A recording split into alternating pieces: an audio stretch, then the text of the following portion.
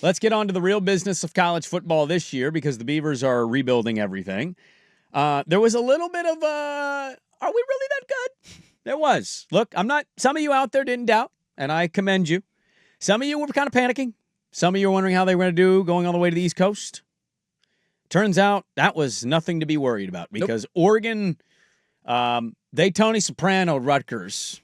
They took him to the middle of nowhere, dumped the body in the marsh. That game was over. The body's in a duffel bag at the bottom of the ocean. Now, don't start believing. It did start a little dicey. Bryant fumbled, and you went, dude, opening drive, you're like, are you kidding me? Are you kidding me? I knew it. I knew I should be on high alert for this game. They then scored 2 touchdowns and then added 4 more, and at the half you went, oh, lordy, is that over? A historic day for Oregon, and I'll get to that, but just your general feel going in, because I'm not going to say you were panicking. You had a little vibe of like, I'm going into every game the rest of the season now on high alert. So just buckle up for it. Including against Wisconsin? Not this weekend, no. To be fair, not this weekend. This is basically a bye week. Yeah, this is essentially, could Brock Thomas win this game? Wisconsin might be the worst team in all of college football. They're terrible. I don't think they've scored a point in like 3 weeks. I'm not making that up. I'm pretty sure they got shut out again this week by Ohio State. What will be higher?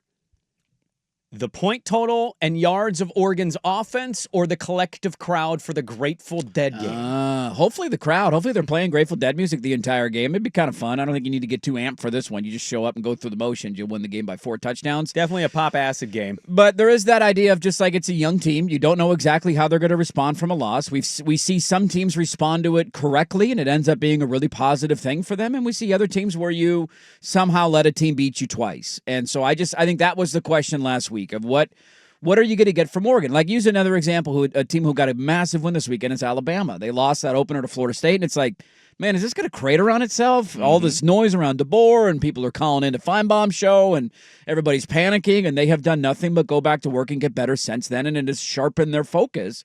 And it looks like right now that was a really positive thing for them to go through, and a experience that they had to get over early in the season, and now they're playing great football. And so that was the question for me last week of just what are you going to get from a young team going 3,000 miles away, playing a game in a not super raucous environment, and are they going to bring their own juice? And opening drive, I just thought, oh God, here we go again.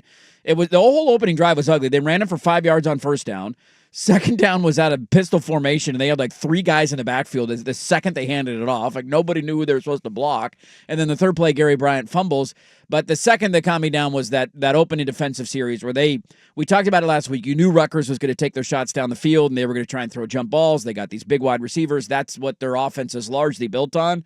And they tried it essentially 3 times on the opening drive, went 0 for 3, had to settle for a field goal, and then Oregon scored 56 unanswered points. So...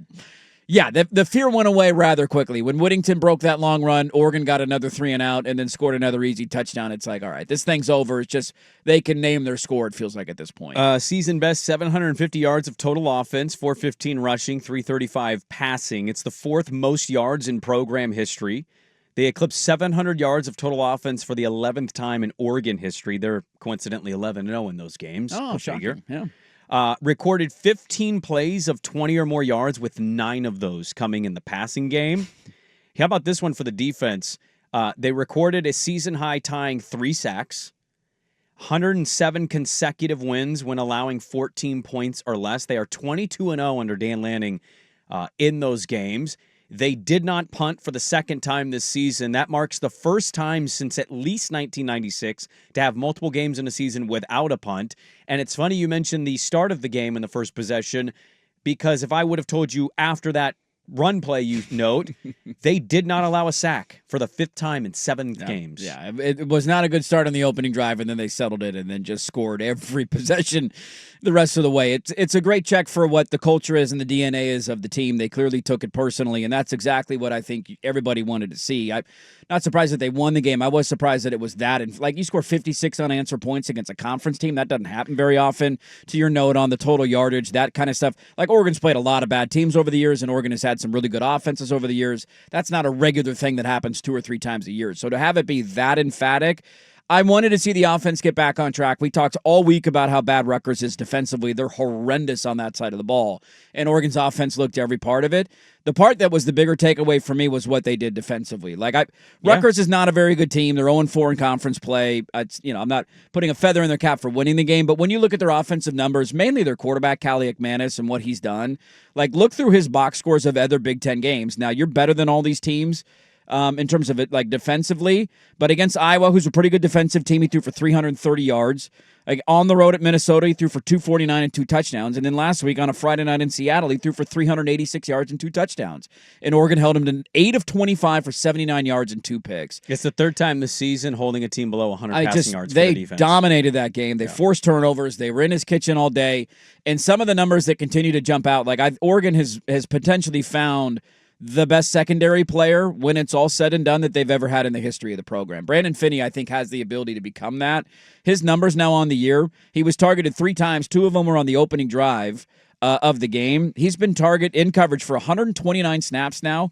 He's only been thrown at 18 times, and he's given up 3 catches for 28 yards.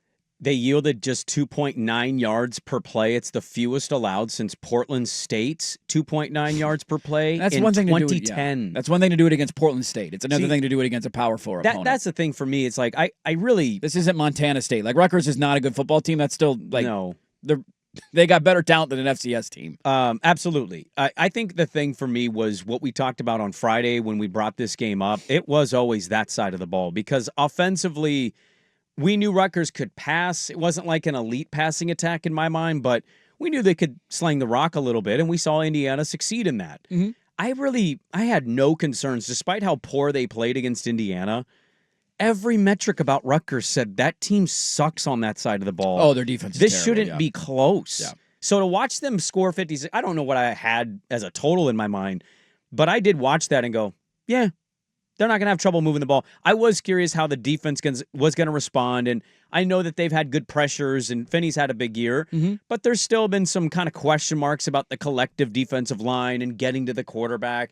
They answered that. The secondary going up against a team that is largely more pass attack heavy than it is run attack. With some big wide receivers. Dude, you allowed fewer than 100 yards passing. You did a damn good job. Feeling pretty good about that one. You put the pressure up front, and you didn't allow big plays to happen down the field. There's really not a lot for me because, to me, I almost viewed this as a bye week for them despite going to the East Coast because I thought so highly of the talent gap between these two teams. Sure. But for those out there that were curious to see the response, wondering how it was going to be coming off a loss, they're not going to be tested. Now, hold this one because this might be a bad take.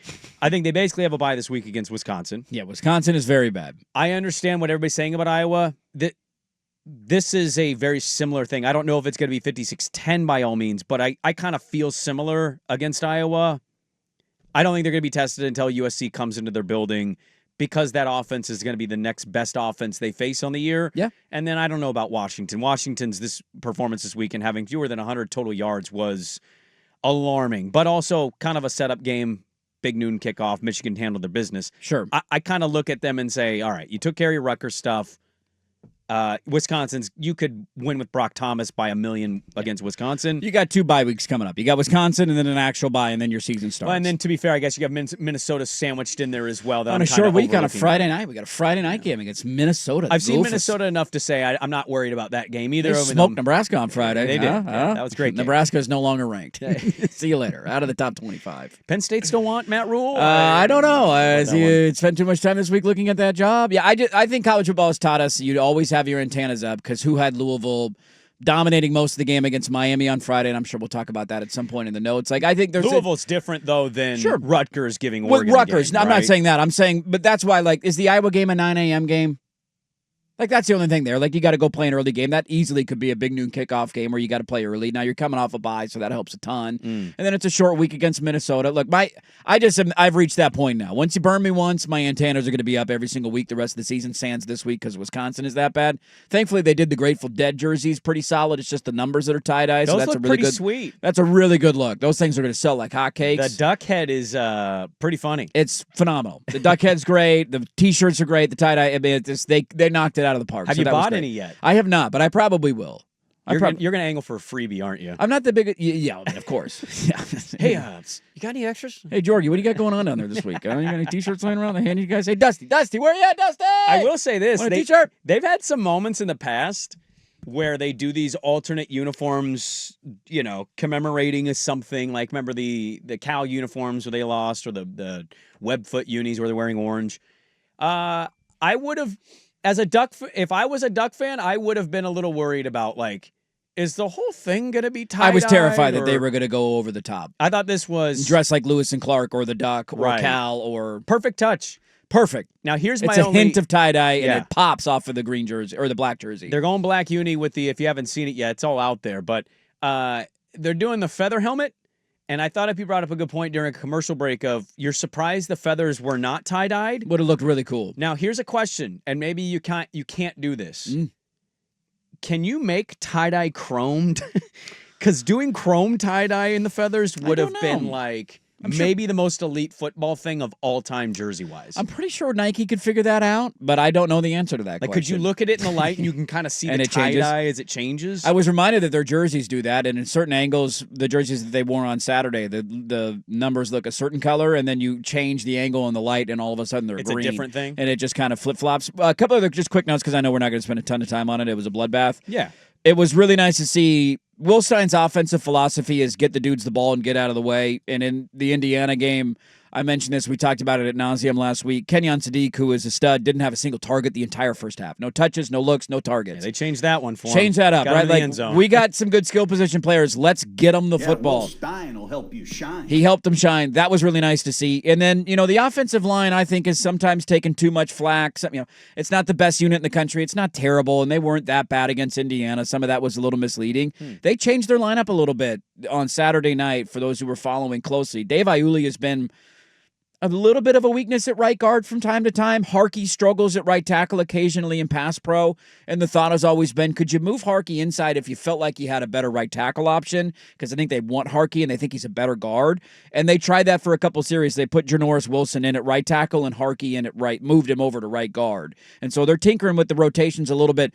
Wilson is a young guy that they've been kind of bringing along, and maybe they haven't felt he's up to standard yet, but then clearly on Saturday night, part of it's a blowout. It wasn't at the start of the game, but it was basically, I want to say, end of the first half into the early second half, where that was their offensive line rotation, and they changed it up a little bit. Can I ask you a quick question because we're against it? Fire away. At this juncture of the season, do you feel like when we look back at our August stuff of like what side? Because I had the questions of the offense with Will Stein, because it wasn't a trust factor of Will Stein. It was more like, what is Dante going to be? Yeah. And then, like, It's what's the upper end part of that? And you had the opposite. You had it Taj Lupoy. Yes. Taj Lupoy. Yes. Where are you at on that? Do you feel like you're more Stein-ish offense now, or are you still, like, same answer? Because I still think the defense is, but even in the Indiana game, like... They weren't the problem. No, I didn't think they were the problem at all. Yeah. That's a hard question to answer.